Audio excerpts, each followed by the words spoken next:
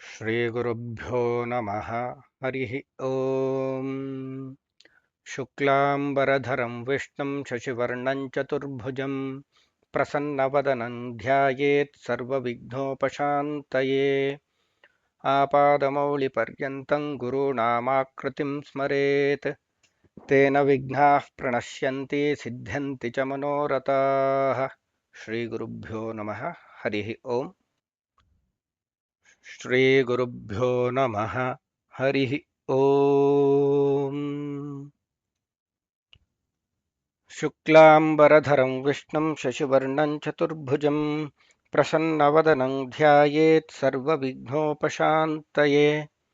ಆಪಾದಮೌಳಿಪರ್ಯಂತಂ ಗುರುಣಾಮಾಕೃತಿಂ ಸ್ಮರೇತ್ ತೇನ ವಿಘ್ನಾಃ ಪ್ರಣಶ್ಯಂತಿ ಸಿದ್ಧ್ಯಂತಿ ಚ ಮನೋರಥಾಃ. ಶ್ರೀ ಗುರುಭ್ಯೋ ನಮಃ ಹರಿಃ ಓಂ. ಎಲ್ಲರಿಗೂ ನಮಸ್ಕಾರ. ಹಿಂದಿನ ವಿಡಿಯೋಗಳಲ್ಲಿ ವಿಷ್ಣು ಸಹಸ್ರನಾಮದ 2 ಶ್ಲೋಕಗಳವರೆಗೂ ಗಮನಿಸಿದ್ವಿ. ಮೊದಲನೇ ಶ್ಲೋಕದಲ್ಲಿ 9 ನಾಮಗಳು, ಎರಡನೇದರಲ್ಲಿ 8 ನಾಮಗಳು, ಒಟ್ಟು 17 ನಾಮಗಳನ್ನು ಇದುವರೆಗೂ ಚಿಂತನೆ ಮಾಡಿದ್ವಿ. ಈಗ ಮುಂದಿನ ಶ್ಲೋಕಕ್ಕೆ ಪ್ರವೇಶ ಮಾಡೋಣ.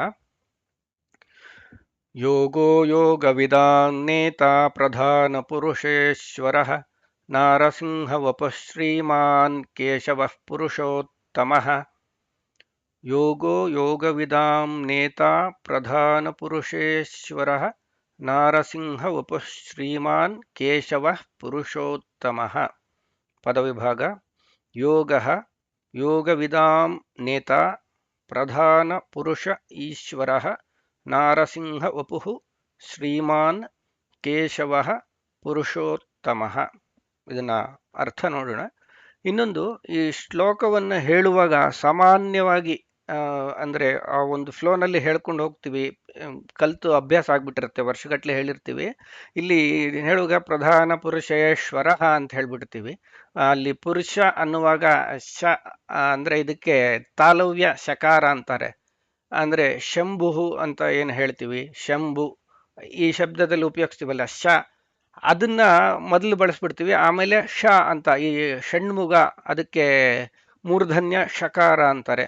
ಯಾರ ಲಾವ ಶ ಶ ಎರಡಿದೆ ಅಲ್ವಾ, ಅದರಲ್ಲಿ ಇದು ಉಲ್ಟಾಗ್ಬಿಡತ್ತೆ. ನಾವು ಶ್ಲೋಕಗಳನ್ನ ಹೇಳುವಾಗ ತುಂಬ ಸತಿ ಗಮನಿಸಿದ್ವಿ, ನಾವು ಕೂಡ ಫಾಸ್ಟಾಗಿ ಹೇಳ್ಕೊಂಡು ಹೋಗುವಾಗ ಹಂಗೆ ತಪ್ಪಾಗ್ಬಿಡುತ್ತೆ. ಅದನ್ನು ಗಮನದಲ್ಲಿ ಇಟ್ಕೊಂಡು ವಿಶೇಷವಾಗಿ ಅದನ್ನು ಉಚ್ಚಾರಣೆ ಮಾಡ್ಕೊಂಡು ಹೋಗಬೇಕು. ಪುರುಷೇಶ್ವರ ಅಂತ ಫಸ್ಟು ಶ ಆಮೇಲೆ ಶ ಬರುತ್ತೆ, ಅದನ್ನು ಗಮನಿಸ್ಕೊಳ್ಬೇಕು. ಗಮನಕ್ಕಿರಲಿ ಅಂತ ಅದನ್ನು ಹೇಳಿದೆ. ಅದು ಸಾಮಾನ್ಯವಾಗಿ ಆಗುವಂಥ ತಪ್ಪೋದು ಎಲ್ಲ ಕಡೆ. ಈಗ ಅರ್ಥದ ಕಡೆ ಹೋಗೋಣ. ಯೋಗ, ಭಗವಂತನ ಯೋಗ ಅಂತ ಕರೀತಾರೆ. ಯೋಗ ಅಂದರೆ ಅದಕ್ಕೆ ವ್ಯಾಖ್ಯಾನ ಕೊಟ್ಟಿರುವಂಥದ್ದು ಯೋಗ ಸೂತ್ರಕಾರರು. ಚಿತ್ತವೃತ್ತಿ ನಿರೋಧ ಯೋಗ ಅಂದರೆ ಚಿತ್ತವೃತ್ತಿ ನಿರೋಧ ಯೋಗ. ಯಾವುದನ್ನ ನಮ್ಮ ಚಿತ್ತಗಳು ಅಂದರೆ ನಮ್ಮ ಈ ಇಂದ್ರಿಯಗಳಲ್ಲಿ ಏನೇನಿದೆ, ಹೊರಗಿನ ಬಾಹ್ಯ ಇಂದ್ರಿಯಗಳಲ್ಲಿ ಏನಿದೆ, ಅದೆಲ್ಲ ವೃತ್ತಿಗಳು. ಅಂದರೆ ಅದು ಹೊರಗಿನ ಇಂದ್ರಿಯಗಳಿಂದ ನಾವು ಏನೇನು ಮಾಡ್ತೀವಿ, ನೋಡೋದು, ಕೇಳೋದು, ಸ್ಪರ್ಶ, ಇದೆಲ್ಲವನ್ನು ಕೂಡ ನಾವು ಅದನ್ನು ನಿಗ್ರಹ ಮಾಡಿಕೊಂಡು ಮನಸ್ಸನ್ನು ಒಳಗಡೆ ಕಾನ್ಸಂಟ್ರೇಟ್ ಮಾಡೋದು, ಆ ಕ್ರಿಯೆಗೆ ಯೋಗ ಅಂತ ಹೇಳ್ತಾರೆ ಅಂತ ಇದು ನನ್ನ ಅನುಭವದಿಂದ ಕಂಡುಕೊಂಡಿದ್ದಲ್ಲ. ಯಥಾ ಪ್ರಕಾರ ವ್ಯಾಖ್ಯಾನದಲ್ಲಿ ಇರುವಂಥದ್ದು, ಕಂಡವರು ಕಂಡು ಹೇಳಿದ್ದಂಥದ್ದನ್ನು ನಮ್ಮ ಗುರುಗಳಿಂದ ಕೇಳಿ ನಾನು ಇಲ್ಲಿ ನಿಮ್ಮ ಹತ್ರ ಪ್ರಸ್ತುತಪಡಿಸ್ತಾ ಇದ್ದೀನಿ. ಹಾಗಾಗಿ ಅಂದರೆ ಮೊದಲನೇದು ಯೋಗ ಅಂತಂದರೆ ನಮ್ಮ ಎಲ್ಲ ಇಂದ್ರಿಯಗಳನ್ನು, ವ್ಯಾಪಾರಗಳನ್ನೆಲ್ಲ ಸ್ಟಾಪ್ ಮಾಡಿ, ಅದಕ್ಕೆ ಲಾಕ್ ಮಾಡಿ ಒಳಗಡೆ ಹೋಗಿ ಕೂತ್ಕೊಳ್ಳೋದು, ಅದಕ್ಕೆ ಯೋಗ ಅಂತಾರೆ. ಅಂದರೆ ಮನಸ್ಸಿನಲ್ಲಿ ಭಗವಂತನಲ್ಲಿ ಮನಸ್ಸನ್ನು ನೆಲೆಗೊಳಿಸುವಂತಹ ಪ್ರಕ್ರಿಯೆ ಯೋಗ ಅಂತಾರೆ. ಇನ್ನೊಂದು ಅರ್ಥ, ಯೋಗ ಅಂತಂದರೆ ನಮ್ಮಲ್ಲಿ ಇಲ್ಲದೇ ಇರೋ ವಸ್ತುವನ್ನು ಪಡೆಯೋದು ಅಂತ.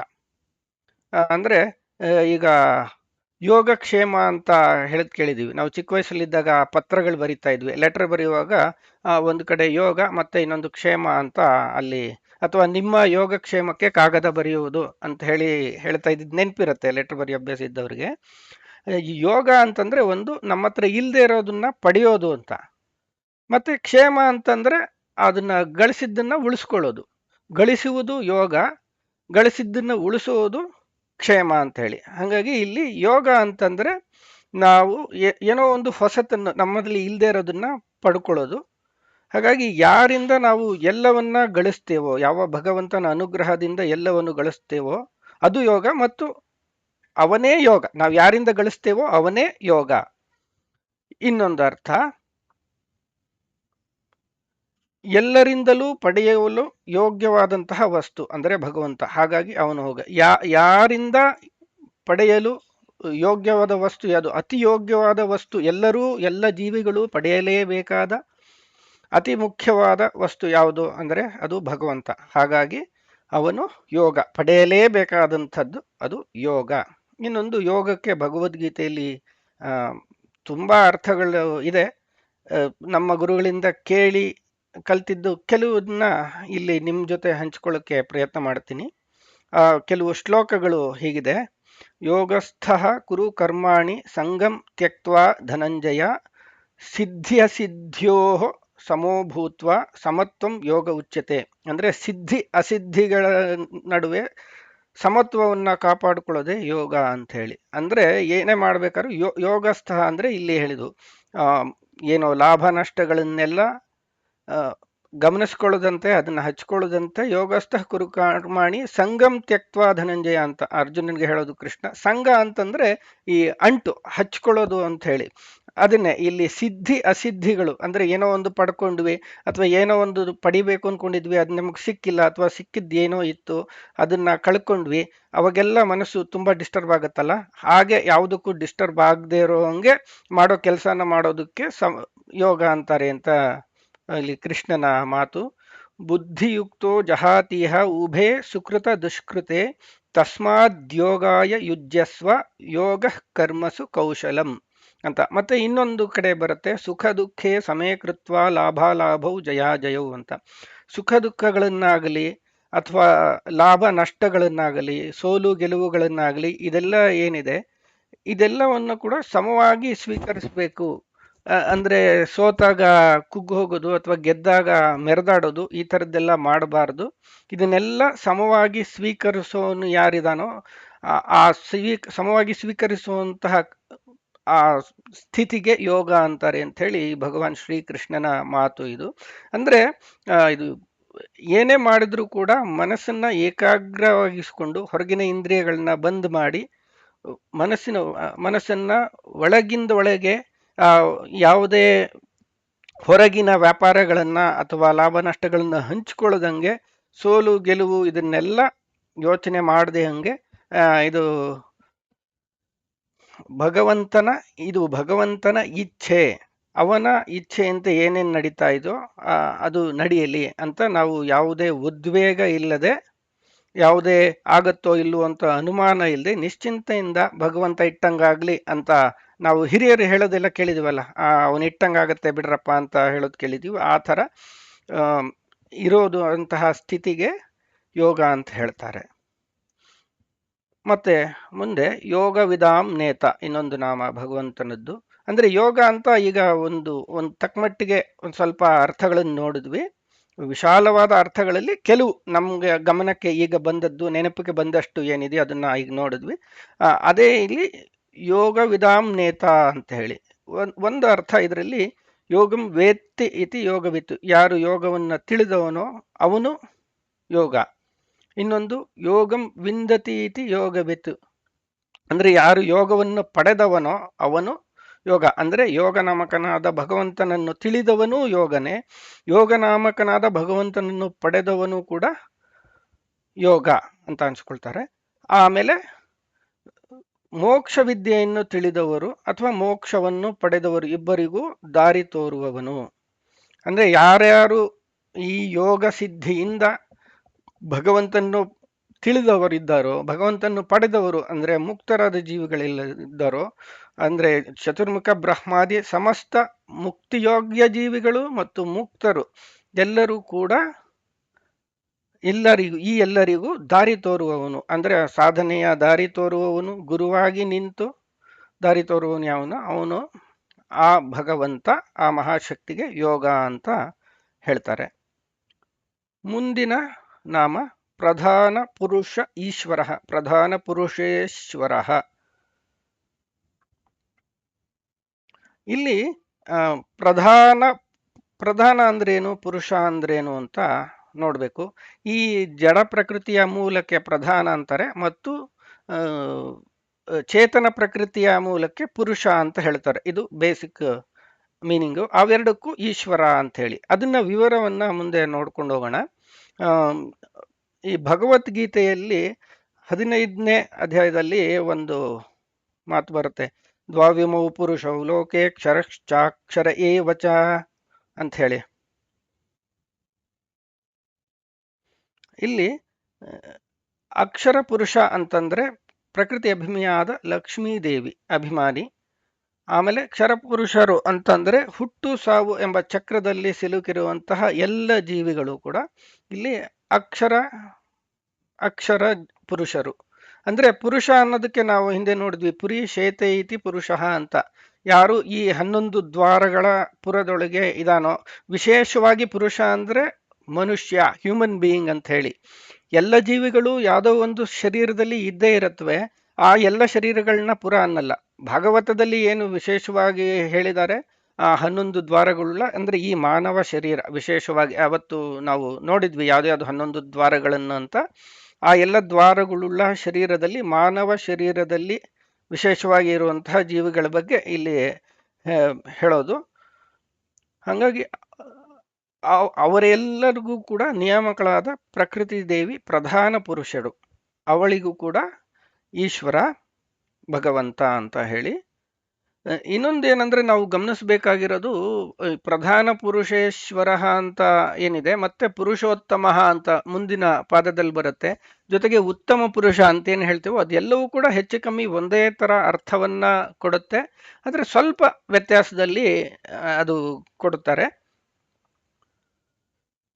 ದ್ವಾದಶ ಸ್ತೋತ್ರದಲ್ಲಿ ಈ ವಿಶ್ವಸ್ಥಿತಿ ಪ್ರಳಯ ಸರ್ಗ ಅಂತ ಒಂದು ಶ್ಲೋಕ ಇದೆ. ಅದರಲ್ಲಿ ಏನಂದ್ರೆ, ವಿಶ್ವಸ್ಥಿತಿ ಪ್ರಳಯ ಸರ್ಗ ಮಹಾವಿಭೂತಿ ವೃತ್ತಿ ಪ್ರಕಾಶ ನಿಯಮಾವೃತಿ ಬಂಧ ಮೋಕ್ಷಾಹ ಯಸ್ಯಾಹ ಅಪಾಂಗಲವ ಮಾತ್ರತ ಊರ್ಜಿತಾ ಸಾ ಶ್ರೀ ಯತ್ಕಟಾಕ್ಷ ಬಲವತಿ ಅಜಿತಂ ನಮಾಮಿ ಅಂತ ಹೇಳ್ತಾರಲ್ಲಿ.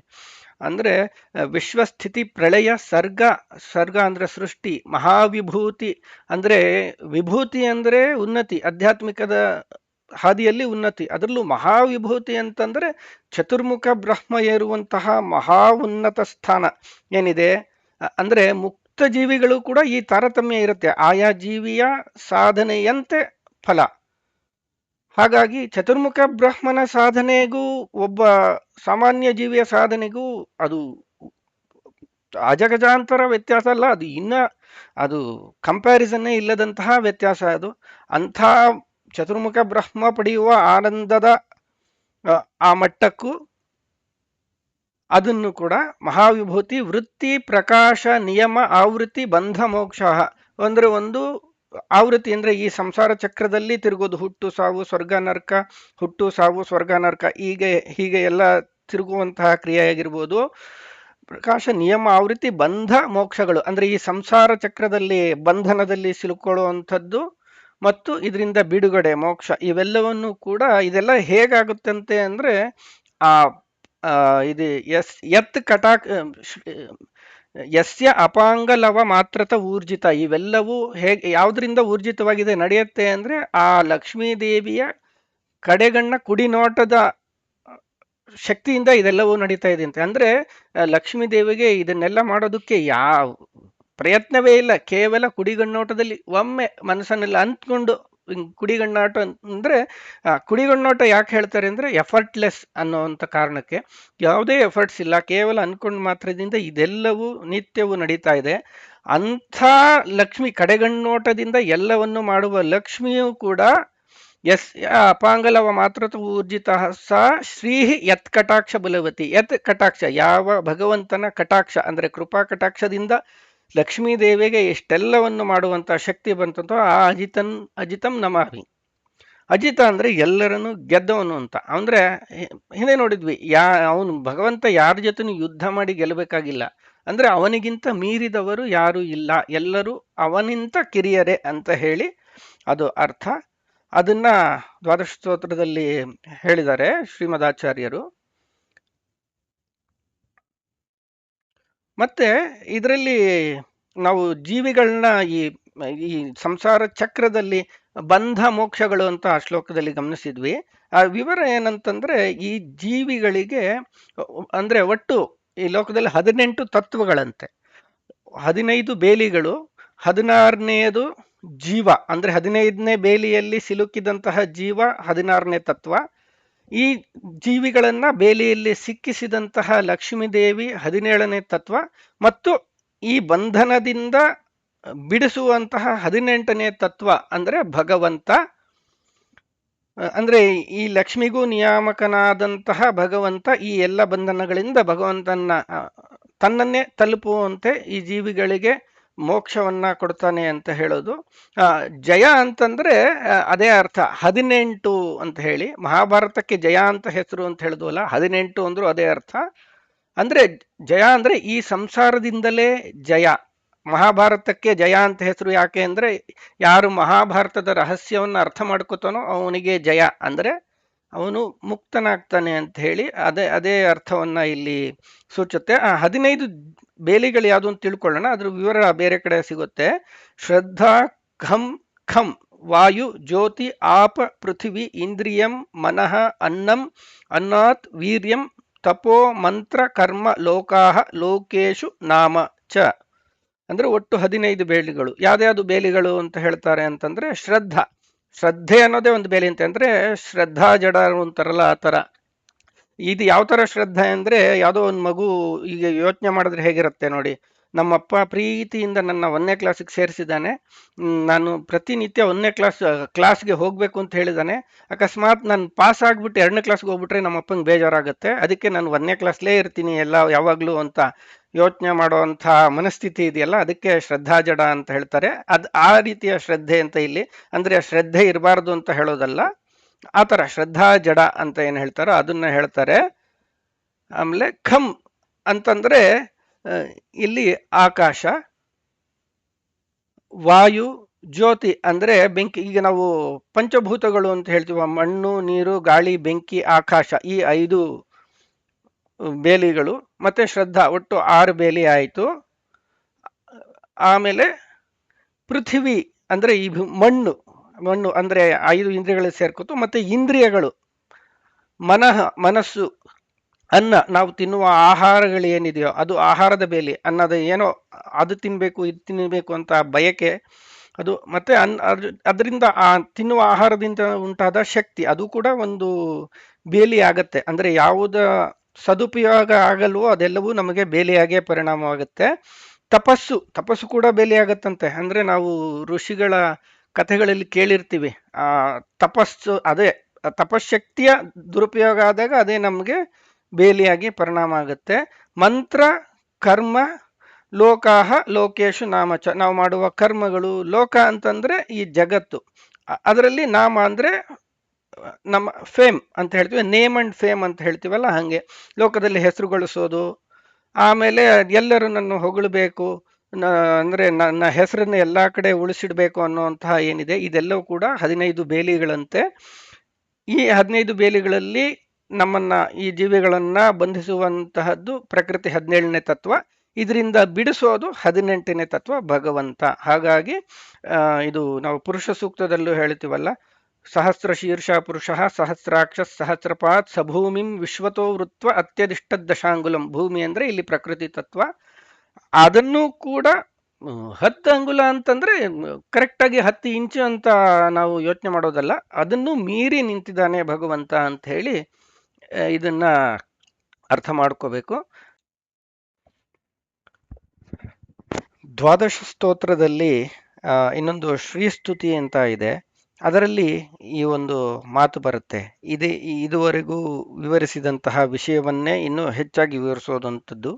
ಅದರಲ್ಲಿ ಬ್ರಹ್ಮೇಶ ಶಕ್ರ ರವಿಧರ್ಮ ಶಶಾಂಕ ಪೂರ್ವ ಗೀರ್ವಾಣ ಸಂತತಿರಿಯಂ ಯದಪಾಂಗಲೇಶಂ ಆಶ್ರಿತ್ಯ ವಿಶ್ವವಿಜಯಂ ವಿಸೃಜತ್ಯಚಿಂತ್ಯಾ ಶ್ರೀಃ ಯತ್ಕಟಾಕ್ಷ ಬಲವತಿ ಅಜಿತಂ ನಮಾಮಿ ಅಂತ ಹೇಳಿ ಇಲ್ಲಿ ಬ್ರಹ್ಮೇಶ ಶಕ್ರ ರವಿಧರ್ಮ ಶಶಾಂಕ ಪೂರ್ವ ಬ್ರಹ್ಮ ಅಂದ್ರೆ ಚತುರ್ಮುಖ ಬ್ರಹ್ಮ, ಈಶ ಅಂದ್ರೆ ರುದ್ರದೇವರು, ಶಕ್ರ ಇಂದ್ರದೇವರು, ರವಿ ಅಂದ್ರೆ ಸೂರ್ಯ, ಧರ್ಮ ಅಂದ್ರೆ ಯಮಧರ್ಮ, ಶಶಾಂಕ ಅಂದ್ರೆ ಚಂದ್ರ, ಇವರೇ ಮೊದಲಾದಂತಹ ಗೀರ್ವಾಣ ಸಂತತಿ ಅಂದ್ರೆ ಜೀವಕಲಾಭಿಮಾನಿಯಾದಂತಹ ಬ್ರಹ್ಮದೇವರು ಮೊದಲಾಗಿ ಸಕಲ ಮನೋಭಿಮಾನಿ, ಇಂದ್ರಿಯಾಭಿಮಾನಿ ಮತ್ತು ತತ್ವಾಭಿಮಾನಿ ದೇವತಾ ಸಮೂಹಗಳು ಜಗತ್ತಿನ ಮತ್ತು ಜೀವಿಯ ಬ್ರಹ್ಮಾಂಡ ಮತ್ತು ಪಿಂಡಾಂಡದ ಒಳಗಿದ್ದುಕೊಂಡು ಈ ಎಲ್ಲ ಕ್ರಿಯೆಗಳನ್ನು ಸೃಷ್ಟಿ ಸ್ಥಿತಿ ಲಯ ಇತ್ಯಾದಿ ಕ್ರಿಯೆಗಳಿರಬಹುದು, ಅಥವಾ ಜೀವಿಗಳಲ್ಲಿ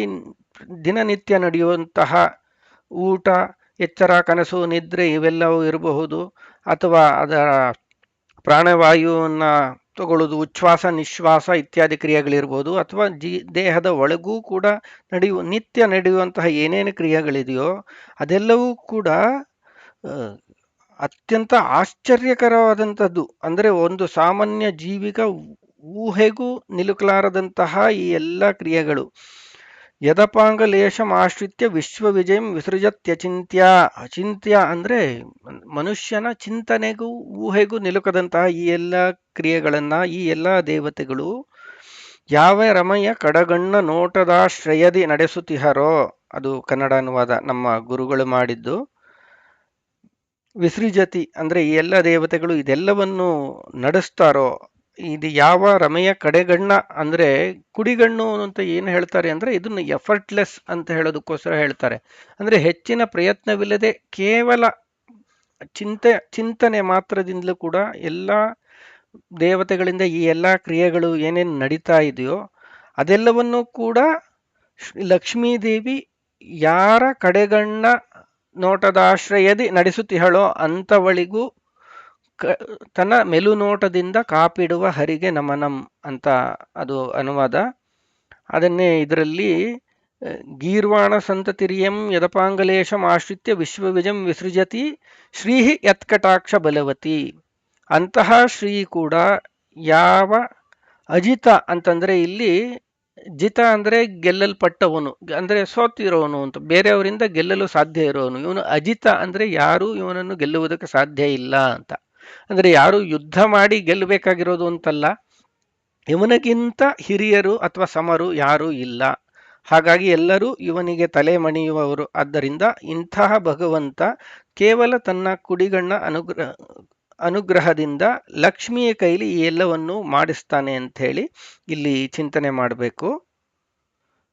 ಅದನ್ನೇ ಅಂಬ್ರಿಣಿ ಸೂಕ್ತದಲ್ಲಿ ಇನ್ನೊಂದು ಸ್ವಲ್ಪ ವಿವರವಾಗಿ ಹೇಳ್ತಾರೆ.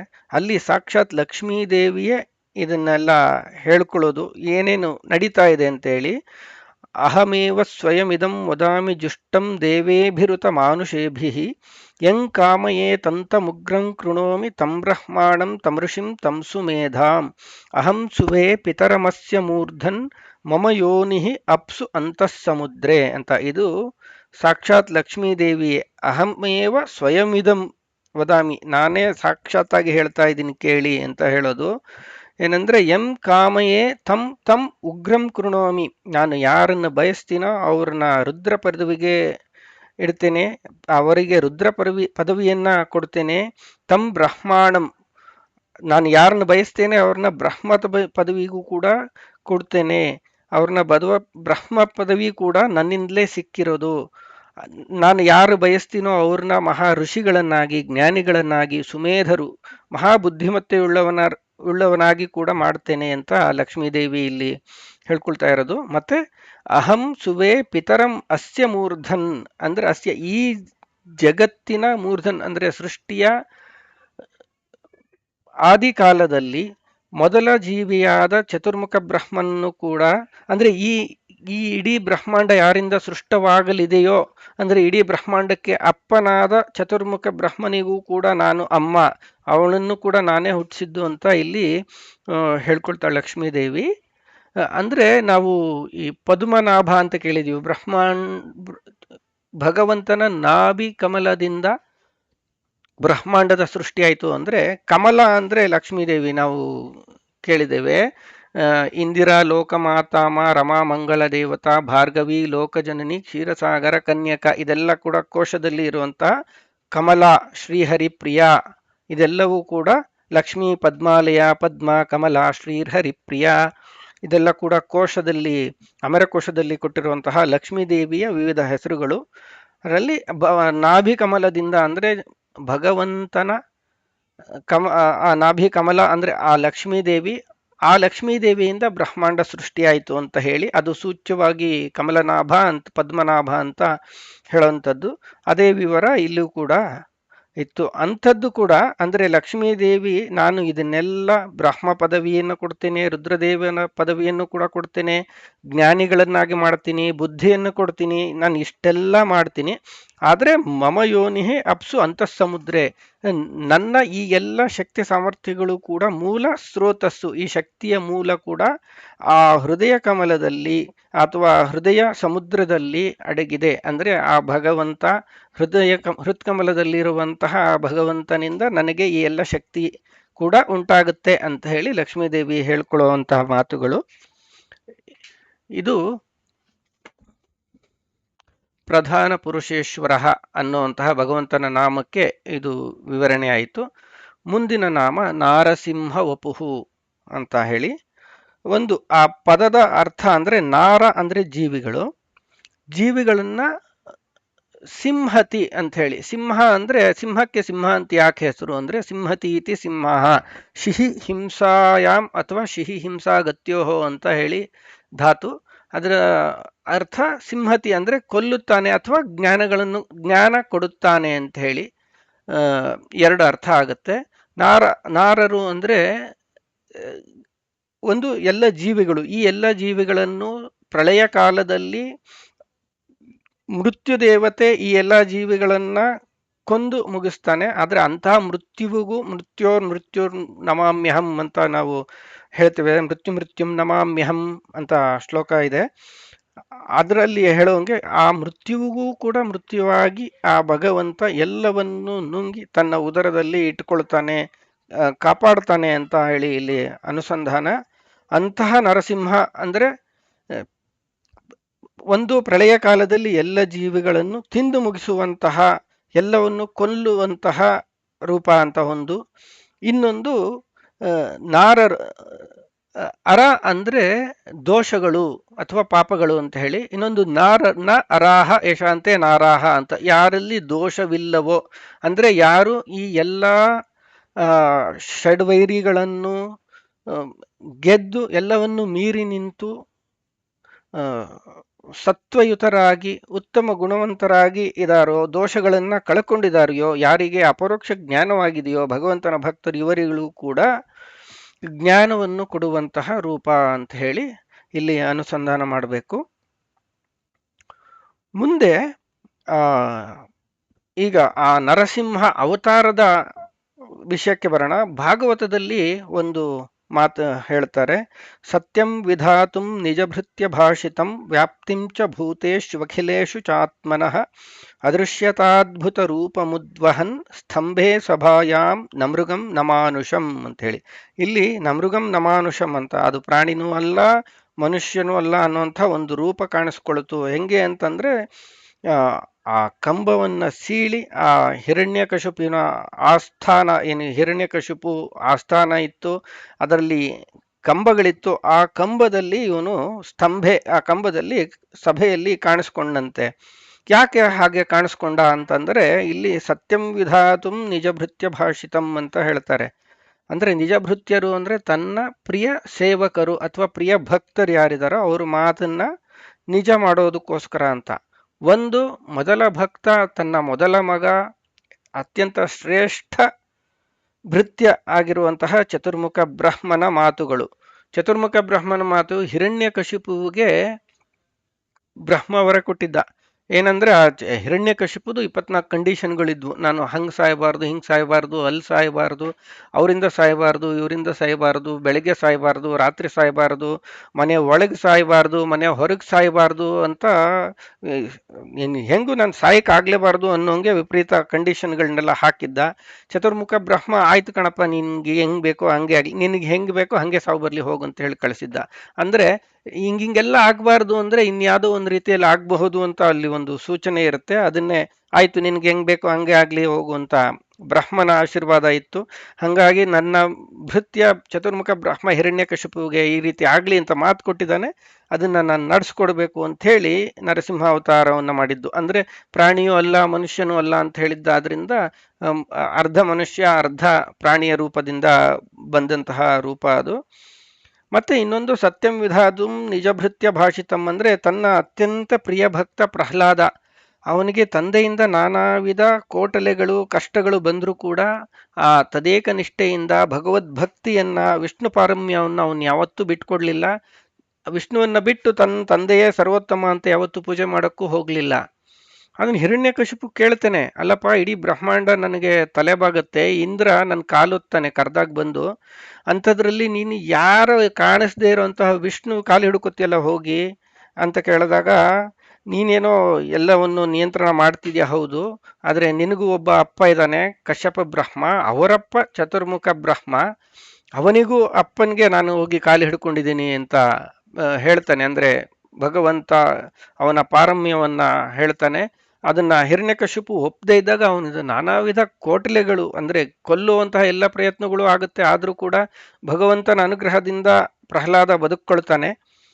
ಆಮೇಲೆ ಕೊನೆಯಲ್ಲಿ ಇದು ಯಾಕೋ ಇದು ಸಾಧ್ಯವೇ ಇಲ್ಲ, ಇವನ ಜೊತೆಗೆ ಇರೋದು, ಏನೋ ಒಂದು ಇತ್ಯರ್ಥ ಮಾಡಲೇಬೇಕು ಅಂತ ಹೇಳಿ ಕೊನೆಗೆ ಪ್ರಹ್ಲಾದನ್ನ ಹಿಡ್ಕೊಂಡು ಕೇಳ್ತಾನೆ, ಏನ್ ವಿಷ್ಣು ಅದೆಲ್ಲಿದೆಯೋ ತೋರ್ಸು, ನಾನು ನೋಡ್ಕೊಂಡು ಬಿಡ್ತೀನಿ, ನೋಡೇ ಬಿಡ್ತೀನಿ, ಅವನೆಲ್ಲಿ ಅಲ್ಲಿದಾನ ಇಲ್ಲಿದಾನ ಕಂಬದಲ್ಲಿದಾನ ಅಥವಾ ಇನ್ನೆಲ್ಲಿದ್ದಾನೆ ಅಂತ ಕೇಳಿದಾಗ, ನೋಡಪ್ಪ ನೀನು ಬೇಕು ಅಂತಂದ್ರೆ ಅವನು ಕಂಬದಲ್ಲೂ ಕಾಣಿಸ್ಕೊತಾನೆ, ಅವನಿಗೆ ಕಾಣಿಸ್ಕೊಳ್ಳೋಕ್ಕೆ ಅಪ್ಪ ಅಮ್ಮ ಯಾರೂ ಬೇಕಾಗಿಲ್ಲ, ಕಂಬ ಅಂದ್ರೆ ಕಂಬದಲ್ಲೇ, ದಿಂಬು ಅಂದ್ರೆ ದಿಂಬಲ್ಲೇ ಕಾಣಿಸ್ಕೊಳ್ತಾನೆ ಅಂದಾಗ ಅವನು ಗದೆ ತಗೊಂಡು ಹೊಡಿತಾನೆ ಕಂಬಕ್ಕೆ. ಅಲ್ಲಿಂದ ನರಸಿಂಹ ಉದ್ಭವ ಆಗತ್ತೆ ಅಂತ ಇದನ್ನೆಲ್ಲ ನಾವು ಕತೆಗಳು ಕೇಳಿದ್ದೀವಿ, ಪುರಾಣಗಳಲ್ಲಿ ಅಥವಾ ಸಿನಿಮಾಗಳಲ್ಲಿ ಕೂಡ ನೋಡಿ ತಿಳಿದಿದ್ವಿ. ಹಾಗೆ ಭಗವಂತ ಕಂಬವನ್ನು ಸೀಳಿ ಬಂದ. ಅಂದ್ರೆ ಒಬ್ಬ ಚತುರ್ಮುಖ ಬ್ರಹ್ಮನ ಮಾತುಗಳನ್ನು ಉಳಿಸೋದಕ್ಕೆ, ಇನ್ನೊಂದು ತನ್ನ ಭಕ್ತ ಪ್ರಹ್ಲಾದನ ಮಾತುಗಳನ್ನು ಉಳಿಸೋಕ್ಕೋಸ್ಕರ ಬಂದ ಅಂತ ಹೇಳಿ, ಇದು ನಮೃಗಂ ನಮಾಶಂ ಅದೃಶ್ಯತ ಅದ್ಭುತ ರೂಪ ಮುದ್ವಹನ್ ಅಂತ. ಅಂದ್ರೆ ಅದು ಅದ್ಭುತ ಅಂದ್ರೆ ಯಾವತ್ತು ಕಂಡು ಕೇಳಿ ಅರಿಯದಂತಹ ಮಹಾ ಅದ್ಭುತ ವಿಚಿತ್ರ ರೂಪ ಅದು. ಅರ್ಧ ಮನುಷ್ಯನ ದೇಹ ಇದೆ, ಮತ್ತೆ ಸಿಂಹದ ಮೋರೆ ಇದೆ, ಇಂತಹ ಅದ್ಭುತ ರೂಪ ಅಂತ ಹೇಳಿ ಆ ರೂಪ ಕಾಣಿಸ್ಕೊಳ್ತು ಅಂತ ಅಲ್ಲಿದೆ. ಅದನ್ನೇ ನಮ್ಮ ಗುರುಗಳಾದ ಬನ್ನಂಜೆ ಗೋವಿಂದಾಚಾರ್ಯರು ಒಂದು ನರಸಿಂಹ ಸ್ತುತಿ ಅಂತ ರಚನೆ ಮಾಡಿದ್ದಾರೆ. ಅವರು ಶತರುದ್ರಿಯ ಅಂತ ಒಂದು ವ್ಯಾಖ್ಯಾನದ ಮಂಗಳಾಚರಣೆಗೆ ಈ ಶ್ಲೋಕವನ್ನು ರಚಿಸಿದ್ದು. ಅದರಲ್ಲಿ ಸ್ತಂಭಂ ನಿರ್ಭಿದ್ಯ ನಿರ್ಯನ್ ನಿಖಿಲ ಜಗದಘ ಕ್ಷಾಳನ ಯಾವತೀರ್ಣಂ ಪೂರ್ಣಂ ಸ್ವರ್ಣೋಪಮಾನ ದ್ಯುತಿ ವಿಹತ ತಮಸ್ತೋಮ ಮಸ್ತಾರಿ ವರ್ಗಂ ಸ್ವಸ್ತಿ ಶ್ರೀಮತ್ ಸಮಸ್ತ ಶ್ರುತಿಗದಿತಮಹೋ ತನ್ಮಹೋನೋ ವಿದಧ್ಯಾತ್ ಪಂಚಾಸ್ಯಂ ಕಂಧರಾಯಾ ಉಪರಿ ಪರಿಗತಂ ದೇವವೃಂದೈ ಅಮಂದೈ ಅಂತ ಹೇಳಿ, ಅಲ್ಲಿ ಪಂಚಾಸ್ಯಂ ಕಂಧರಾಯ ಉಪರಿ ಪರಿಗತಂ ಅಂತ ಹೇಳ್ತಾರೆ. ಅಂದ್ರೆ ಪಂಚಾಸ್ಯ ಅಂದ್ರೆ ಸಿಂಹ, ಸಿಂಹದ ಮುಖ ಈ ಭುಜದ ಮೇಲೆ ಇತ್ತು, ಭುಜದವರೆಗೂ ಮನುಷ್ಯ ಆಕೃತಿ ಇತ್ತು, ಅದ್ರ ಮೇಲೆ ಸಿಂಹದ ಆಕೃತಿ ಇತ್ತು ಅಂತ ಹೇಳ್ತಾರೆ. ಅದು ಏನಂದ್ರೆ ಪೂರ್ಣಂ ಸ್ವರ್ಣೋಪಮಾನ ದ್ಯುತಿ ವಿಹತ ತಮಸ್ತೋಮಂ, ಅದು ಎಂಥ ರೂಪ ಅಂತಂದ್ರೆ ಸ್ವರ್ಣೋಪಮಾನ ದ್ಯುತಿ, ಆ ಬಂಗಾರದಂತಹ ಹೊಳಪು, ಆ ಬೆಳಕು, ಅದು ಬೆಳಕು ಎಂಥ ಬೆಳಕು ಅಂತಂದ್ರೆ ತಮಸ್ತೋಮಂ ಅಸ್ತ ಹರಿವರ್ಗಂ, ಅಂದ್ರೆ ಸಕಲ ಕತ್ತಲ ರಾಶಿಯನ್ನು ಅಜ್ಞಾನವನ್ನು ನಾಶ ಮಾಡಿ ಇಡೀ ದುಷ್ಟರನ್ನ ಈ ಅಜ್ಞಾನವನ್ನೆಲ್ಲ ನಾಶ ಮಾಡಿಬಿಡ್ತೀನಿ ಅಂತ ಭೂಮಿಗೆ ಇಳಿದಂತಹ ಅತಿ ವಿಚಿತ್ರವಾದಂತಹ ಬೆಳಕಿನ ರೂಪ ಅಂತ ಅದರಲ್ಲಿ ವರ್ಣನೆ ಬರುತ್ತೆ. ಹೀಗೆ ಎಲ್ಲ ವರ್ಣನೆಗೆ ಸಿಕ್ಕಂತಹ ನಾರಸಿಂಹ ವಪುಹು ಅನ್ನುವಂತಹ ಭಗವಂತನ ನಾಮನ್ನ ಇಷ್ಟು ಮಟ್ಟಿಗೆ ಅರ್ಥ ಮಾಡ್ಕೊಂಡ್ವಿ. ಮುಂದೆ ಶ್ರೀಮಾನ್, ಮುಂದಿನ ನಾಮ ಶ್ರೀಮಾನ್ ಅಂತ ಹೇಳಿ. ಇದು ಶ್ರೀಮಾನ್ ಅನ್ನುವುದಕ್ಕೆ ಹಲವಾರು ಅರ್ಥಗಳಿದೆ. ಶ್ರೀ ಅನ್ನೋದಕ್ಕೆ ಒಂದು ಲಕ್ಷ್ಮಿ ಅಂತ ಅರ್ಥ ಇದೆ, ಇನ್ನೊಂದು ಸಂಪತ್ತು ಅಂತ, ಇನ್ನೊಂದು ವೇದಗಳು ಅಂತ, ಮತ್ತೆ ಕಾಂತಿ ಅಂತ, ಇನ್ನೂ ಅನೇಕ ಅರ್ಥಗಳಿದೆ. ಈ ನಾಲ್ಕನ್ನ ನಾವಿಲ್ಲಿ ತಿಳ್ಕೊಳ್ಳೋ ಪ್ರಯತ್ನ ಮಾಡೋಣ. ಇದು ಶ್ರೀ ಅಸ್ಯ ಅಸ್ತಿ ಇತಿ ಶ್ರೀಮಾನ್ ಅಂತ, ಶ್ರೀ ಯಾರಿಗೆ ಇದೆಯೋ ಅವನು ಶ್ರೀಮಾನ್ ಅಂತ ಇದರ ವಿವರಣೆ. ಶ್ರೀ ಅಂದ್ರೆ ಒಂದು ಲಕ್ಷ್ಮೀ ದೇವಿ. ಲಕ್ಷ್ಮಿ ಅಂದ್ರೆ ಅಂಕಂ ಶ್ರಿತಾ ಶ್ರೀಹಿ ವಕ್ಷಸಿ ಲಕ್ಷಣಭೂತ ಲಕ್ಷ್ಮೀಹಿ ಅಂತ ಹೇಳಿ ಇದರ ವಿವರಣೆ ಕೊಡ್ತಾರೆ. ಲಕ್ಷ್ಮಿ ಅಂದ್ರೆ ಯಾರು ಅಂತಂದ್ರೆ ಯಾವ ಅಂಕಂ ಶ್ರಿತಾ ಶ್ರೀಹಿ ಅಂದ್ರೆ ಅಂಕ ಅಂದ್ರೆ ತೊಡೆ ಮೇಲೆ ಕೂತ್ಕೊಂಡಳು ಶ್ರೀದೇವಿ. ವಕ್ಷಸಿ ಲಕ್ಷಣಭೂತ ಲಕ್ಷ್ಮೀಹಿ ಅಂದ್ರೆ ಭಗವಂತನ ಹೃದಯದಲ್ಲಿ ನೆಲೆಸಿದವಳು, ಈ ಹೃದಯದಲ್ಲಿ ಭಗವಂತ ಜಾಗ ಕೊಟ್ಟು ಕೂಡಿಸಿಕೊಂಡಂತಹ ಪ್ರೀತಿಯ ಅರಸಿ ಲಕ್ಷ್ಮೀದೇವಿ ಅಂತ ಒಂದು ಅರ್ಥ. ಇನ್ನೊಂದು ಸಂಪತ್ತು ಅಂತ, ಈ ಸಕಲ ಈ ಜಗತ್ತಿನ ಎಲ್ಲಾ ಸಂಪತ್ತು ಯಾರ ಅಧೀನವೋ, ಯಾರ ನಿಯಂತ್ರಣದಲ್ಲಿದೆಯೋ, ಅಂದ್ರೆ ಜ್ಞಾನಾದಿ ಸಕಲ ಸಂಪತ್ತುಗಳು ಕೂಡ ಅವನು ಶ್ರೀಮಾನ್. ಯಾರಿಗೆ ಸಂಪತ್ತನ್ನು ಕೊಡಬಲ್ಲ, ಸಂಪತ್ತನ್ನು ಕಿತ್ಕೊಳ್ಳೋದು, ಎಲ್ಲ ಪ್ರತಿಯೊಂದನ್ನು ಕೂಡ ಯಾರು ನಿಯಂತ್ರಣ ಮಾಡ್ತಾನೋ, ಎಲ್ಲ ಸಂಪತ್ತು, ಎಲ್ಲ ರೀತಿಯ ಸಂಪತ್ತು ಯಾರ ನಿಯಂತ್ರಣದಲ್ಲಿ ಇದೆಯೋ ಅವನು ಶ್ರೀಮಾನ್ ಅಂತ ಹೇಳಿ. ಇನ್ನೊಂದು ವೇದಗಳು ಅಂತ ಹೇಳಿ, ಒಂದು ವೇದವ್ಯಾಸ ರೂಪದಿಂದ ಹರಿದು ಹಂಚಿ ಹೋಗಿದಂತಹ ಎಲ್ಲ ವೇದಗಳನ್ನು ಕೂಡ ಅದನ್ನ ಕಲೆ ಹಾಕಿ ಅದಕ್ಕೆ ಒಂದು ರೂಪವನ್ನು ಕೊಟ್ಟು ಎಲ್ಲರಿಗೂ ಅದನ್ನು ಅಧ್ಯಯನ ಮಾಡಲು ಅನುಕೂಲವಾಗಿರುವಂತೆ ಮಾಡಿದ್ದಂತಹ ವೇದವ್ಯಾಸ ರೂಪ ಒಂದು ಶ್ರೀಮಾನ್, ವೇದ ಉಳ್ಳವನು. ಇನ್ನೊಂದು ಸೃಷ್ಟಿಯ ಆದಿಯಲ್ಲಿ ಚತುರ್ಮುಖ ಬ್ರಹ್ಮನಿಗೂ ಮೊದಲ ಬಾರಿಗೆ ವೇದ ಉಪದೇಶ ಮಾಡಿದಂತಹ ಹಯಗ್ರೀವ ರೂಪ, ಆ ಹಯಗ್ರೀವ ರೂಪ ಶ್ರೀಮಾನ್ ಅಂತ. ಇನ್ನೊಂದು ಸೃಷ್ಟಿಯ ಆದಿಯಲ್ಲಿ ಆದಿ ದೈತ್ಯನಿಂದ ಅಪಹರಿತವಾದಂತಹ ವೇದಗಳನ್ನ ರಕ್ಷಿಸಿ ಮತ್ತೆ ಚತುರ್ಮುಖ ಬ್ರಹ್ಮನಿಗೆ ಕೊಟ್ಟಂತಹ ರೂಪ, ಅದು ಶ್ರೀಮಾನ್ ಅಂತ ಹೇಳಿ. ಇನ್ನೊಂದು ಕಾಂತಿ ಅಂತ ಹೇಳಿ, ಕಾಂತಿ ಅಂದ್ರೆ ಬೆಳಕು. ಬೆಳಕು ಮೊದಲು ಅಂದ್ರೆ ಸೂರ್ಯ ಚಂದ್ರ ಇತ್ಯಾದಿ. ಭಗವದ್ಗೀತೆಯಲ್ಲಿ ಒಂದು ಶ್ಲೋಕ ಬರುತ್ತೆ, ಯದಾದಿತ್ಯಗತಂ ತೇಜೋ ಜಗದ್ಭಾಸಯತೆಖಿಲಂ ಯಚ್ಚಂದ್ರಮಸಿ ಯಚ್ಚಾಗ್ನೌ ತತ್ತೇಜೋ ವಿದ್ಧಿಮಾಮಕಂ ಅಂತ ಹೇಳಿ. ಅದರಲ್ಲಿ ಕೃಷ್ಣ ಹೇಳ್ತಾನೆ, ಯದಾದಿತ್ಯಗತಂ ತೇಜ ಜಗದ್ಭಾಸಯತೆಖಿಲಂ ತತ್ ಚಂದ್ರಮಸಿ ಅಂತ ಹೇಳಿ.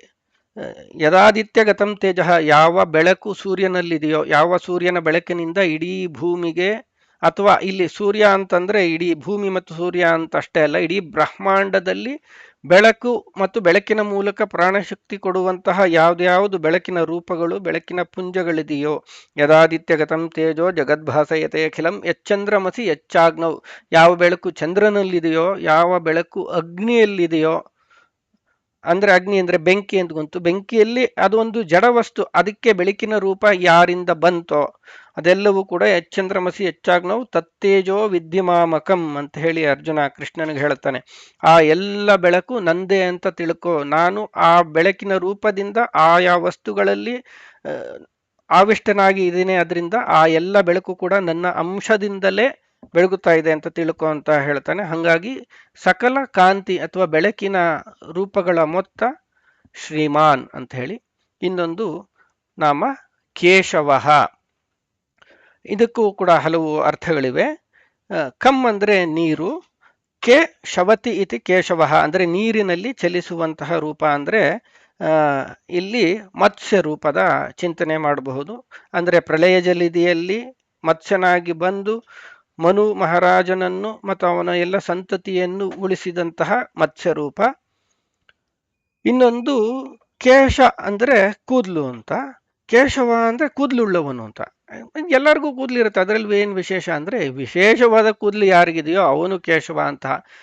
ಒಂದು ಏನಂದ್ರೆ ಭಗವಂತನ ಶುಕ್ಲಕೇಶ ಮತ್ತು ಕೃಷ್ಣಕೇಶ ಅಂತ ಹೇಳಿ ಪುರಾಣದಲ್ಲಿ ಹೇಳ್ತಾರೆ. ಪುರಾಣಗಳಲ್ಲಿ ಭಗವಂತನ ಶುಕ್ಲಕೇಶದಿಂದ ಬಲರಾಮ, ಕೃಷ್ಣಕೇಶದಿಂದ ಸಾಕ್ಷಾತ್ ಶ್ರೀಕೃಷ್ಣನೇ ಹುಟ್ಟಿದ ಅಂತ ಹೇಳಿ ಆ ಎರಡು ರೀತಿ ಶುಕ್ಲ ಮತ್ತು ಕೃಷ್ಣ ಅನ್ನುವ ಕೇಶಗಳು ಉಳ್ಳವನು ಕೇಶವ ಅಂತ. ಇನ್ನೊಂದು ಕೃಷ್ಣನ ರೂಪ ಅತ್ಯಂತ ಸುಂದರವಾದ ಕೂದಲು, ಗುಂಗುರು ಆದಂತಹ ಕೂದಲುಳ್ಳಂತಹ ಮುದ್ದಾದ ರೂಪ ಅಂತ ಹೇಳಿ ಕೃಷ್ಣನ ರೂಪದ ಚಿಂತನೆ ಇಲ್ಲಿ ಬರುತ್ತೆ. ಇದು ಭಾಗವತ ದಶಮ ಸ್ಕಂದದಲ್ಲಿ ಗೋಪಿಗೀತಾ ಅಂತ ಒಂದಿದೆ, ಎಲ್ಲರೂ ಕೇಳಿರ್ತೀವಿ, ಜಯತಿ ತೇಧಿಕಂ ಜನ್ಮನಾ ವ್ರಜ ಅಂತ ಹೇಳಿ. ಅದರಲ್ಲಿ ಒಂದು ಪದ್ಯ ತುಂಬಾ ಆ, ಚೆನ್ನಾಗಿರುವಂಥದ್ದು. ದಿನಪರೀಕ್ಷೆಯೇ ನೀಲಕುಂತಲೈಃ ವನರುಹಾನನಂ ಬಿಭ್ರದಾವೃತಂ ವನರಜಸ್ವಲಂ ದರ್ಶಯನ್ಮುಹುಃ ಮನಸಿ ನಃ ಸ್ಮರಂ ವೀರಯಚ್ಛಸಿ ಅಂತ ಹೇಳಿ. ಇದೆಲ್ಲ ಗೋಪಿಕೆಯರು ಮುದ್ದಾದ ಕೃಷ್ಣನ ರೂಪವನ್ನು ನೋಡಿಕೊಂಡು ಹೇಳುವಂತಹ ಮಾತುಗಳು. ಇದೇನಂದ್ರೆ ದಿನ ಪರೀಕ್ಷೆಯೇ ಅಂದ್ರೆ ದಿನ ಅಂದ್ರೆ ಹೊತ್ತು ಮುಳುಗೋ ಕಾಲದಲ್ಲಿ, ಅಂದ್ರೆ ನಾವು ಗೋಧೂಳಿ ಸಮಯ ಅಂತ ಏನ್ ಹೇಳ್ತೀವಿ, ಬೆಳಿಗ್ಗೆ ಕೃಷ್ಣ ಗೋ ಅಂದ್ರೆ ದನ ಮೇಯ್ಸಕ್ಕೆ ಅಂತ ಕಾಡಿಗೆ ಹಸುಗಳನ್ನೆಲ್ಲ ಕರ್ಕೊಂಡು ಹೋಗ್ತಿದ್ದ. ವಾಪಸ್ ಬರುವಾಗ ಆ ಸೂರ್ಯ ಮುಳುಗೋ ಹೊತ್ತಲ್ಲಿ ಅವ್ ನಡ್ಕೊಂಡ್ ಬರುವಾಗ ಆ ಗೋಧೂಳಿಯಿಂದ ಅಥವಾ ಕಾಡಿನ ಮಣ್ಣಿಂದ ಅವನ ಆ ಗುಂಗುರು ಗುಂಗುರು ಒತ್ತಾದ ಕೂದಲ ಮೇಲೆ ಆ ಧೂಳು ಕಣಗಳೆಲ್ಲ ಕೂತಿದೆ.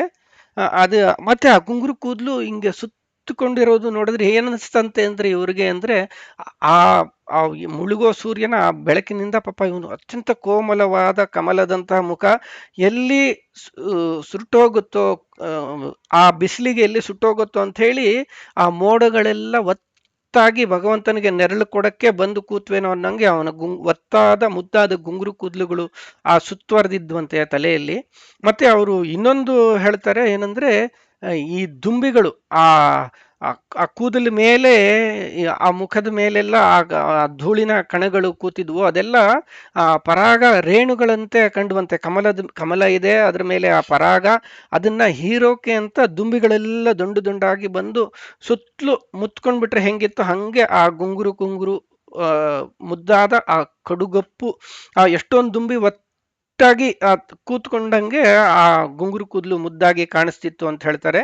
ಅದನ್ನ ಮನಸ್ಸಿನ ಸ್ಮರಂ ವೀರ ಯಚ್ಛಸಿ ಅಂತ, ಅಂದ್ರೆ ನನ್ಗೆ ಆ ಎಲ್ಲ ಆ ರೂಪ ಮೋಹಗೊಳಿಸ್ತಾ ಇದೆಯಾ ನೀನು ಆ ಮುದ್ದಾದ ಕೂದಲಿನ ಆ ರೂಪದಿಂದ ಅಂತ ಹೇಳಿ. ಅಂದ್ರೆ ಆ ಭಗವಂತನ ಗುಂಗುರು ಕೂದಲು ಆ ನೋಡಿದವ್ರನ್ನೆಲ್ಲ ಮೋಹಗೊಳಿಸ್ತಾ ಇತ್ತಂತೆ. ಎಲ್ಲರೂ ಮನಸ್ಸೋತು ಅಲ್ಲೇ ಕಣ್ಣನ್ನ ಕೆಕ್ಕರಿಸಿ ನೋಡಿಕೊಂಡು ಅಲ್ಲೇ ಆ ಕಣ್ಣು ಫಿಕ್ಸ್ ಆಗೋಯ್ತೇನೋ ಅದರಲ್ಲಿ ಅನ್ನೋಂಗೆ ಅನಿಸ್ತಿತ್ತು ಅನ್ನೋಂಥದ್ದನ್ನ ಭಾಗವತದಲ್ಲಿ ನೋಡ್ತೀವಿ ನಾವು. ಹಾಗಾಗಿ ಒಂದು ಅತ್ಯಂತ ಮುದ್ದಾದ ಮೋಹಕವಾದ ಸುಂದರವಾದ ಕೂದಲು ಉಳ್ಳ ರೂಪ ಕೃಷ್ಣನ ರೂಪ, ಅವನು ಕೇಶವ ಅಂತ ಹೇಳಿ. ಇನ್ನೊಂದು ಕೇಶಿ ಎಂಬ ಅಸುರನ್ನು ಕೊಂದವ, ಅದು ಕೃಷ್ಣ ರೂಪದಲ್ಲಿ ಒಬ್ಬ ರಾಕ್ಷಸ ಕೇಶಿ ಅಂತ, ಅವನನ್ನ ಕೊಂದಂತಹ ಕೂಡ ಅರ್ಥವನ್ನ ವ್ಯಾಖ್ಯಾನಕಾರರು ಮಾಡಿದ್ದಾರೆ. ಹೀಗೆ ಈ ಕೆಲವು ಅರ್ಥಗಳನ್ನ ಕೇಶವ ಅಂತ ನೋಡಿದ್ವಿ. ಇನ್ನೊಂದು ಕ ಅಂದ್ರೆ ಬ್ರಹ್ಮದೇವರು, ಈಶ ಅಂದ್ರೆ ರುದ್ರದೇವರು, ಇವರಿಬ್ಬರಿಗೂ ಕೂಡ ವಹ ಅಂದರೆ ಜ್ಞಾನ, ಅಂದ್ರೆ ಜ್ಞಾನ ಅಂತ ನಾವು ಕೇಳಿದ್ವಿ. ಎಲ್ಲೆಲ್ಲಿ ಚಲನೆ ಮತ್ತು ಬೆಳಕು ಅನ್ನೋ ಅರ್ಥ ಕೊಡುವಂತಹ ಶಬ್ದಗಳಿರುತ್ತೋ ಅಲ್ಲೆಲ್ಲ ಜ್ಞಾನ ಅಂತ ಚಿಂತನೆ ಮಾಡಬೇಕು ಅನ್ನೋದು ವ್ಯಾಖ್ಯಾನದ ನಿಯಮ. ಹಾಗಾಗಿ ಇಲ್ಲಿ ಕ ಅಂದ್ರೆ ಬ್ರಹ್ಮದೇವರು ಮತ್ತು ಈಶ ರುದ್ರದೇವರು ಇವರಿಬ್ಬರು ಕೂಡ ಜ್ಞಾನವನ್ನು ಕೊಡುವಂತಹ ಭಗವಂತನ ರೂಪ ಅಂತ ಹೇಳಿ ಇದು ಒಂದು ಅರ್ಥ ಚಿಂತನೆ ಇಲ್ಲಿ ಕೇಶವ. ಇನ್ನೊಂದು ಈ ಶ್ಲೋಕದ ಕೊನೆಯ ನಾಮ ಪುರುಷೋತ್ತಮ ಅಂತ ಹೇಳಿ. ನಾವು ಹಿಂದೆ ನೋಡಿದ್ವಿ ಪ್ರಧಾನ ಪುರುಷೇಶ್ವರ ಅಂತ ಹೇಳಿ. ಅದು ಕೂಡ ಮತ್ತೆ ಇದು ಹೆಚ್ಚು ಕಮ್ಮಿ ಒಂದೇ ಅರ್ಥವನ್ನು ಕೊಡುವಂತ ಶಬ್ದಗಳು, ಸ್ವಲ್ಪ ವ್ಯತ್ಯಾಸ ಇರುತ್ತೆ, ಅದನ್ನ ಗಮನಿಸ್ಕೊಳ್ಳೋಣ. ಪುರುಷೋತ್ತಮ ಅಂತ ಅಂದ್ರೆ ಪುರುಷೇಶು ಉತ್ತಮ ಅಂತ ಹೇಳಿ, ಯಾರ್ಯಾರು ಪುರುಷರು ಅಂತ ಇದಾರೋ ಅವರೆಲ್ಲರಿಗೂ ಕೂಡ ನಾನು ಉತ್ತಮನಾಗಿದ್ದೇನೆ ಅಂತ. ಒಂದು ಪುರುಷ ಅಂದ್ರೆ ಮನುಷ್ಯ ಅಂತ ನೋಡಿದ್ವಿ, ಅಂದ್ರೆ ಮಾನವ ಜೀವಿ, ಈ 11 ದ್ವಾರಗಳುಳ್ಳಂತಹ ಪುರದ ಒಳಗೆ ಇರುವಂತಹ ಪುರುಷ ಅಂದ್ರೆ ಜೀವಿ, ಅವರೆಲ್ಲರಿಗೂ ಕೂಡ ಉತ್ತಮ ಅಂತ ಹೇಳಿ ನಿಯಾಮಕನಾದವನು ಅಂತ ಒಂದು ಅರ್ಥವನ್ನು ಹಿಂದೆ ನೋಡಿದ್ವಿ. ಇಲ್ಲಿ ಭಗವದ್ಗೀತೆಯ 15ನೇ ಅಧ್ಯಾಯ ಪುರುಷೋತ್ತಮ ಯೋಗ ಅಂತ ಕೇಳಿರ್ತೀವಿ ಬಹಳಷ್ಟು ಜನ. ಅದರಲ್ಲಿ ಒಂದು ಮಾತು ಬರುತ್ತೆ, ದ್ವಾವಿಮೌ ಪುರುಷೌ ಲೋಕೆ ಕ್ಷರಶ್ಚಾಕ್ಷರ ಏವಚ ಕ್ಷರ ಸರ್ವಾಣಿ ಭೂತಾನಿ ಕೂಟಸ್ಥೋಕ್ಷರ ಉಚ್ಯತೆ ಉತ್ತಮ ಪುರುಷಸ್ತ್ವನ್ಯಃ ಪರಮಾತ್ಮೇತ್ಯುದಾಹೃತಃ ಯೋ ಲೋಕತ್ರಯಮಾವಿಶ್ಯ ಬಿಭರ್ತ್ಯವ್ಯಯ ಈಶ್ವರಃ ಯಸ್ಮಾತ್ ಕ್ಷರಮತೀತೋಹಮಕ್ಷರಾದಪಿ ಚೋತ್ತಮಃ ಅತೋಸ್ಮಿ ಲೋಕೆ ವೇದೇ ಚ ಪ್ರಥಿತಃ ಪುರುಷೋತ್ತಮ ಅಂತ ಹೇಳಿ. ನಾನು ಈ ಲೋಕದಲ್ಲಿ ಪುರುಷೋತ್ತಮ ಅಂತ ಯಾಕೆ ಪ್ರಸಿದ್ಧನಾಗಿದ್ದೀನಿ, ಯಾಕೆ ನನ್ನ ಎಲ್ಲರೂ ಪುರುಷೋತ್ತಮ ಅಂತ ಕರೀತಾರೆ ಅಂತೇಳಿ ಈ ಶ್ಲೋಕಗಳಲ್ಲಿ ಭಗವಂತ ವಿವರಣೆ ಕೊಡುತ್ತಾನೆ. ಈ ಲೋಕದಲ್ಲಿ ದ್ವಾವಿಮೌ ಪುರುಷ, ಇಬ್ರು ಪುರುಷರಿದ್ದಾರೆ ಅಂತ ಹೇಳಿ. ಯಾರ್ಯಾರಪ್ಪ ಅಂತಂದ್ರೆ ಕ್ಷರ ಮತ್ತು ಅಕ್ಷರ, ಕ್ಷರಶ್ಚಾಕ್ಷರ ಏವಚ ಅಂತ ಹೇಳಿ. ಕ್ಷರಃ ಸರ್ವಾಣಿ ಭೂತಾನಿ ಅಂದ್ರೆ ಈ ಎಲ್ಲ ಜೀವಿಗಳು ಏನೇನಿದೆಯೋ ಅವೆಲ್ಲ ಕ್ಷರಗಳು, ಅಂದ್ರೆ ನಾಶವಾಗೋದು. ಅಂದ್ರೆ ಜೀವಕ್ಕೆ ನಾಶ ಇಲ್ಲ, ಜೀವಕ್ಕೆ ಹುಟ್ಟು ಸಾವು ಯಾವುದೂ ಇಲ್ಲ. ಜೀವವೂ ಕೂಡ ಅನಾದಿ ನಿತ್ಯವಾಗಿರುವಂಥದ್ದು. ಆದರೂ ಕೂಡ ಅದರಲ್ಲಿ ಬೇರೆ ಬೇರೆ ರೂಪಗಳ ಮೂಲಕ ಹುಟ್ಟು ಅಥವಾ ಸಾವುಗಳು ಇದೆ. ಆದ್ರಿಂದ ಅಕ್ಷರ ಪುರುಷ ಅಂತ ಹೇಳ್ತಾರೆ. ಅಕ್ಷರ ಪುರುಷಳು ಅಂತಂದ್ರೆ ಪ್ರಕೃತಿ ದೇವಿ. ಪ್ರಕೃತಿ ದೇವಿಗೂ ಕೂಡ ಬೇರೆ ಹುಟ್ಟು ಸಾವು ಇಲ್ಲ, ಬೇರೆ ರೂಪ ಬದಲಾಗೋದು ಅಂತ ಇಲ್ಲ, ದೇಹ ನಾಶ ಆಗುವಂಥದ್ದು ಇಲ್ಲ. ಜ್ಞಾನಾನಂದ ಸ್ವರೂಪಳು ಲಕ್ಷ್ಮೀದೇವಿ ಕೂಡ, ಅದು ಅಕ್ಷರ ಪುರುಷ ಅಂತ ಹೇಳ್ತಾರೆ. ಇನ್ನೊಂದು ಕೂಟಸ್ಥ ಅಕ್ಷರ ಉಚ್ಯತೆ ಅಂತ. ಕೂಟವತ್ ತಿಷ್ಠತೀತಿ ಅಂದ್ರೆ ಕೂಟ ಅಂದ್ರೆ ಆಕಾಶದಂಗೆ ನಿರ್ಲಿಪ್ತನಾಗಿ ಯಾವುದನ್ನು ಅಂಟಿಸಿಕೊಳ್ಳದೆ, ಆಕಾಶಕ್ಕೆ ನಾಶವೂ ಇಲ್ಲ, ಯಾವುದರ ಸ್ಪರ್ಶವೂ ಇಲ್ಲ, ಎಲ್ಲರ ಒಳಗೂ ಎಲ್ಲರ ಹೊರಗೂ ಇದ್ದರೂ ಕೂಡ ಯಾವುದನ್ನು ಅಂಟಿಸಿಕೊಳ್ಳದಂತೆ ಇರುವಂಥದ್ದು ಆಕಾಶ. ಅದರಂತೆ ಇರುವನ್ನ ಅಕ್ಷರ ಅಂತ ಹೇಳ್ತಾರೆ ಅಂತ ಇಲ್ಲಿ ಭಗವಂತ ಹೇಳ್ತಾನೆ. ಮತ್ತೆ ಉತ್ತಮ ಪುರುಷಸ್ತ್ವನ್ಯ ಪರಮಾತ್ಮೇತ್ಯುದಾಹೃತ ಅಂದ್ರೆ ಉತ್ತಮ ಪುರುಷ, ಈ ಪುರುಷರಿಗೆಲ್ಲರಿಗೂ ಕೂಡ ಉತ್ತಮನಾಗಿರುವಂತಹವನು ಈ ಎಲ್ಲಕ್ಕಿಂತ ಭಿನ್ನವಾಗಿ ಇದ್ದಾನೆ, ಅವನ್ನ ಪರಮಾತ್ಮ ಅಂತ ಕರೀತಾರೆ. ಯಹ ಲೋಕತ್ರಯಮಾವಿಶ್ಯ ಬಿಭರ್ತಿ ಅವ್ಯಯ ಈಶ್ವರ. ಅವ್ಯಯ ಅಂತಂದ್ರು ಇಲ್ಲಿ ಅಂದ್ರೆ ಯಾರು ನಾಶ ಇಲ್ಲ, ಯಾರಿಗೆ ಕರಗುವಿಕೆ ಅಥವಾ ಕಳಿಯುವಿಕೆ ಅಂತ ಅನ್ನೋದು ಇಲ್ಲವೋ ಅವನು ಅವ್ಯಯ, ಅಂತಹವನೇ ಈಶ್ವರ, ಎಲ್ಲರನ್ನೂ ನಿಯಮನ ಮಾಡುವಂತಹ ಶಕ್ತಿ ಅಂತ ಇಲ್ಲಿ ಭಗವಂತ ಹೇಳಿದಾನೆ. ಅಂದ್ರೆ ಲೋಕತ್ರಯಮಾವಿಶ್ಯ, ಈ ಎಲ್ಲ ಲೋಕಗಳನ್ನ ಪ್ರವೇಶಿಸಿ, ಅದೇ ಪುರುಷ ಅಂತ ಹೇಳ್ತೀವಲ್ಲ. ಒಂದು ಪುರ ಅಂದ್ರೆ ನಮ್ಮ ಪಿಂಡಾಂಡ ಅಂದ್ರೆ ಮನುಷ್ಯನ ಶರೀರ, ಇನ್ನೊಂದು ಪುರ ಅಂತಂದ್ರೆ ಈ ಬ್ರಹ್ಮಾಂಡ ಶರೀರಿಯಾದಂತಹ ಚತುರ್ಮುಖ ಬ್ರಹ್ಮನ ಶರೀರ, ಅಂದ್ರೆ ಇಡೀ ಬ್ರಹ್ಮಾಂಡ ಅದರೊಳಗೂ ಕೂಡ ತುಂಬಿರುವವನು ಅವನು ಪುರುಷೋತ್ತಮ. ಕೊನೆಯಲ್ಲಿ ಯಸ್ಮಾತ್ ಕ್ಷರಮತೀತೋಹಂ ಅಕ್ಷರಾದಪಿ ಚೋತ್ತಮ ಅತೋಸ್ಮಿ ಲೋಕೆ ವೇದೇ ಚ ಪ್ರಥಿತಃ ಪುರುಷೋತ್ತಮ ಅಂತ. ಯಾವ ಎಲ್ಲ ಹಿಂದೆ ಹೇಳಿದ ಕಾರಣಗಳಿಂದ ನಾ ಈ ಎಲ್ಲ ಕ್ಷರ ಜೀವಿಗಳಿಂದ ಅತೀತನಾಗಿದ್ದೇನೆಯೋ, ಮತ್ತು ಅಕ್ಷರಾದಪಿ ಚ ಉತ್ತಮ. ಅಕ್ಷರ ಅಂದ್ರೆ ಲಕ್ಷ್ಮೀದೇವಿ, ಅಕ್ಷರ ಅಂತ ಹೆಸರು ಲಕ್ಷ್ಮೀದೇವಿಗೆ. ಅಂದ್ರೆ ಲಕ್ಷ್ಮೀದೇವಿಗೂ ಕೂಡ ಯಾವುದೇ ರೀತಿ ಕ್ಷರಣ ಅಥವಾ ಖಾಲಿಯಾಗೋದು ಅಂತಹದ್ದೇನು ಇಲ್ಲವೋ, ಅವಳು ಯಾವಾಗಲೂ ಕೂಡ, ಆಕೆಯು ಲಕ್ಷ್ಮೀದೇವಿ ಕೂಡ ಜ್ಞಾನ ಹ್ರಾಸ ಅನ್ನೋದು ಇಲ್ಲ, ಆನಂದ ಹರಸ ಅನ್ನೋದು ಕೂಡ ಇಲ್ಲ. ಯಾವಾಗೂ ನಿತ್ಯ ತೃಪ್ತಳಾಗಿ ನಿತ್ಯಾನಂದಮಯನಾಗಿ ಇರುವಂತಹ ಲಕ್ಷ್ಮೀದೇವಿ, ಆಕೆಗಿಂತ ಉತ್ತಮ ನಾನು ಅಂತ ಇಲ್ಲಿ ಹೇಳ್ಕೊಳ್ತೇನೆ. ಆದ್ರಿಂದಲೇ ಈ ಎಲ್ಲ ಜೀವಿಗಳಿಗಿಂತಲೂ, ಈ ಜೀವಿಗಳೆಲ್ಲರ ನಿಯಾಮಕಿಯಾದ ಲಕ್ಷ್ಮೀದೇವಿಗಿಂತಲೂ ಕೂಡ ನಾನು ಉತ್ತಮ ಆಗಿದ್ದೇನೆ ಅನ್ನೋ ಕಾರಣದಿಂದ ನಾನೇ ಪುರುಷೋತ್ತಮ ಅಂತ ಹೇಳಿ ಭಗವಾನ್ ಶ್ರೀಕೃಷ್ಣ ಭಗವದ್ಗೀತೆಯಲ್ಲಿ ತಾನೇ ಸ್ವತಃ ಹೇಳಿಕೊಂಡಂತಹ ಅರ್ಥ. ಈ ಎಲ್ಲ ಅರ್ಥವನ್ನ ಈ ಶ್ಲೋಕದಲ್ಲಿ ಅಂದ್ರೆ 3ನೇ ಶ್ಲೋಕದಲ್ಲಿ ನೋಡಿದ್ವಿ. ಅಂದ್ರೆ ಮೊದಲನೇ ಶ್ಲೋಕದಲ್ಲಿ 9 ನಾಮಗಳು, 2ನೇದರಲ್ಲಿ 8 ಅಂದ್ರೆ 17 ಆಗಿತ್ತು. ಇಲ್ಲಿ ಎದ್ದು 7 ಸೇರಿಕೊಂಡು ಒಟ್ಟು 24.